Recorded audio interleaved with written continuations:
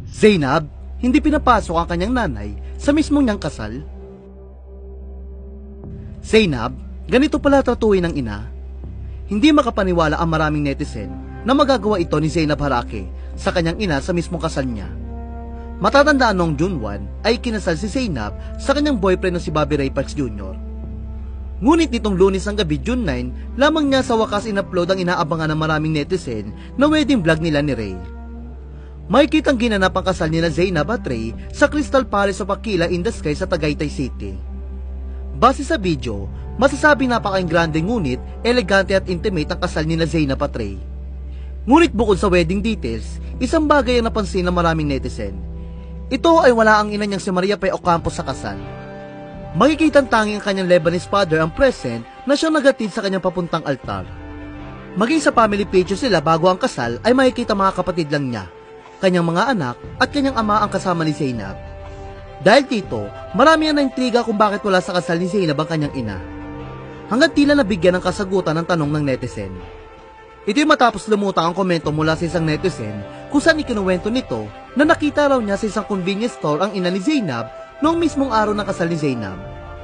Ayon sa netizen, naka-formal attire raw ang nanay ni Zainab nang pumasok ito sa convenience store. Hanggang sa narinig daw niyang naglabas ito ng sama ng loob dahil hindi raw siya pinapasok ni Zainab sa kasal nito. Sa adang netizen, nakita ko ang nanay ni Zainab noong June 1 around 6 p.m. to 7:30 p.m. sa Alpha Mart dito sa Silang Cavite. May pumasok na dalawang babae, yung isa mas matanda, naka-formal like kagagaling lang sa event. Habang pumapasok siya sa pinto, nagsasalita siya, like not exactly but same thought. Ako na sariling nanay, hindi pinapasok ni Zainab sa kasal.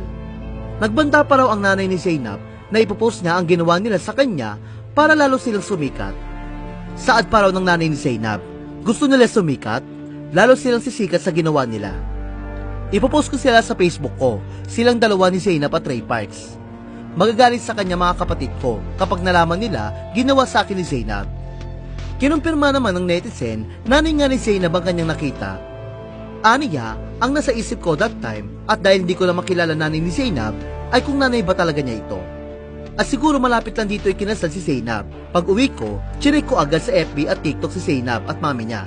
Then confirm nga, yung babaeng nagsasabing di siya pinapasok sa kasal ay nanay nga ni Zainab.